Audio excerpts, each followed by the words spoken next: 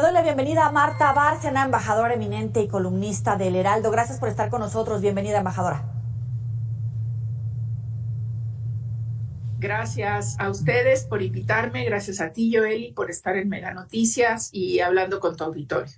¿Qué tan importante es la CELAC para México y en todo caso para la región? Mira, la reunión tiene una importancia clave, que es dar justamente el seguimiento a estas reuniones periódicas de CELAC y a la presidencia argentina, que estará entregando a San Vicente y las Granadinas la presidencia del próximo ciclo de la CELAC. Y porque Argentina pues va a hacer un corte de caja señalando justamente dónde han habido avances, en qué temas, y procurando en el marco de la diversidad y las diferencias de América Latina y el Caribe, pues identificar los temas en donde se pueden construir avances concretos y que de hecho ya los ha habido. Como a muchos mexicanos, creo que nos hubiera gustado ver al presidente López Obrador en Argentina. Creo que es uno de los grandes ausentes. Creo que hubiera sido conveniente su presencia, porque siempre la interacción con otros presidentes, con otros jefes de Estado y de gobierno es importante e interesante. Y aunque su mensaje fue muy cálido a la CELAC, pues tampoco hace referencias a proyectos de cooperación concretos, más bien hace referencia a una declaración apoyando al presidente del Perú, que hasta donde yo he podido ver hasta ahora de los documentos que han emanado de la cumbre del CELAC, pues no se produjo, pero puedo estar equivocada. Ahora, a partir del mensaje que manda el presidente López Obrador calificando como una infamia lo que pasó en Perú con Pedro Castillo y a Lula da Silva por el intento de golpe de Estado en Brasil, ¿une o profundiza la división regional? Bueno, él hizo referencia primero al apoyo a Lula después del intento de golpe que hubo, que creo que es un apoyo muy válido y en el que coinciden, yo diría que todos los países de la región y otros países también de fuera de la región. En el caso del Perú me parece es un poco más complejo porque hay una profunda división en América Latina y, por ejemplo, con los países europeos y con los propios Estados Unidos y Canadá sobre el origen de la detención del presidente Pedro Castillo. Hay muchos países que creen que fue justamente el intento de autogolpe de Pedro Castillo el que llevó a la secuencia de estos actos tan lamentables que hemos visto después con muchos muertos en Perú, y que la salida de que la posibilidad de reinstalación de Pedro Castillo es muy lejana, la posibilidad aún misma de una libertad inmediata es lejana, y que la celebración de elecciones en la que todos están de acuerdo ya, pero no en los tiempos, no en el tiempo, porque no es tan sencillo convocar a elecciones inmediatas. Entonces, yo creo que en ese sentido, el tratar, el insistir públicamente en una declaración de apoyo a Pedro Castillo, pues no conduce a la unidad de la región, sino parecería ahondar las diferencias en la región. ¿Y no provoca, en el mismo sentido, más ruido el respaldo a Nicolás Maduro?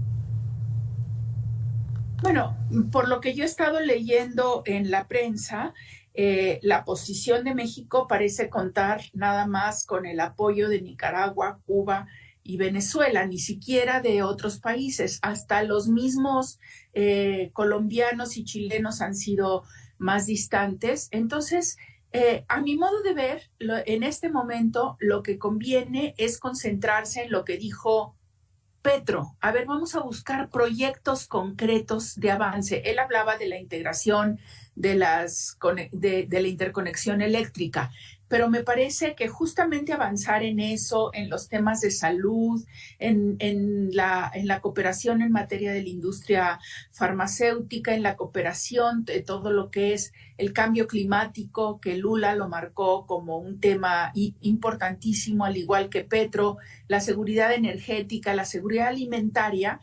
Me parece que concentrarse en esos temas en donde las posibilidades de acuerdo son mayores, avanza más en la integración de la región que en insistir en temas que dividen a la región.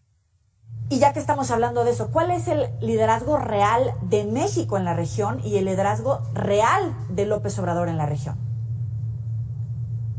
Pues mira, México siempre tendrá un papel importante que jugar en la región, al igual que Brasil. Y a veces hay algunas rivalidades, aunque Brasil más bien se ve como rival de los Estados Unidos más que de México. Entonces, yo creo que el liderazgo no se ejerce solamente con discursos amables o con el manejo de símbolos, sino el liderazgo se ejerce justamente en la construcción de proyectos concretos. Entonces, si no tenemos proyectos concretos, es difícil avanzar entonces en la construcción de la integración y del liderazgo. Algunos sí se han presentado, esto es lo de la Agencia Espacial Latinoamericana, que bueno, pues resulta un poco marginal ese esfuerzo al lado de los grandes problemas y retos de la región, como son la seguridad alimentaria, como es la seguridad energética. Entonces, yo creo que si queremos ejercer un verdadero liderazgo, y no hablar de hermanos mayores y de que somos el hermano mayor, sino realmente un liderazgo no ideológico, pero sí pensante de ideas, pues quizás habría que pensar, habría justamente que dar valor a trabajar proyectos concretos. Ahora, dicho esto, Yoeli, pues ya estamos entrando a los últimos 2 años del gobierno. Yo no creo que se pueda ya cambiar mucho de lo que se ha hecho hasta ahora. La próxima presidencia del CELAC recaerá en San Vicente y las Granadinas, un país caribeño muy alineado con Venezuela, y donde aparte los problemas del Caribe en relación a América Latina son muy diferentes. Para el Caribe, por ejemplo, el cambio climático y la adaptación al cambio climático es una cuestión de sobrevivencia existencial, porque las islas se les están inundando, porque con un huracán puede destruir 20 años de progreso económico en una isla del Caribe. Y eso a veces en América Latina no se entiende suficientemente. No se entiende que la problemática del Caribe es diferente, ¿sí? Entonces, creo que debemos hacer un ejercicio de flexibilidad y de comprensión de las prioridades de otras regiones para no seguir insistiendo en proyectos o ideas a veces muy ideologizadas, por decirlo de una manera, que tienen poca viabilidad y más bien explorar áreas en donde haya esquemas y proyectos de cooperación más viables. Oye, duras tus palabras, pero ya que hablas de una política internacional ideologizada, perdimos en todo caso 4 años, perdimos oportunidades en este gobierno, sin hablar, por supuesto, de los gobiernos paralelos con una visión de derecha, ultraderecha o de izquierda que no necesariamente empataban con la visión del presidente actual. Mira, yo creo que quizás se han perdido oportunidades, pero no todas son atribuibles a México y a su visión ideologizada. Pues difícilmente podíamos haber cooperado con Brasil en los últimos años del gobierno de Bolsonaro, ¿verdad? Había diferencias con otros gobiernos, había falta de comprensión a la situación del Caribe. Se hicieron a un lado proyectos de cooperación que México llevaba ejecutando en el Caribe y en Centroamérica mucho tiempo, como Mesoamérica sin hambre, como el fondeo justamente de estudios para la adaptación al cambio climático, y se sustituyeron por proyectos muy nacionales como llevar Sembrando Vida a Centroamérica, sin que sepamos realmente si van a ser exitosos o no.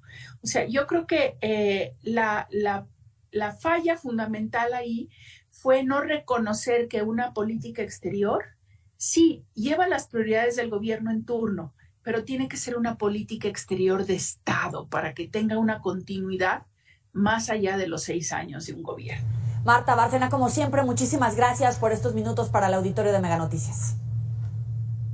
Muchas gracias a ustedes y seguiremos conversando sobre la importancia de los temas internacionales para México. Gracias, buena noche. Sabe que puede recuperar estas y otras entrevistas en los próximos espacios informativos y en las redes sociales, por supuesto.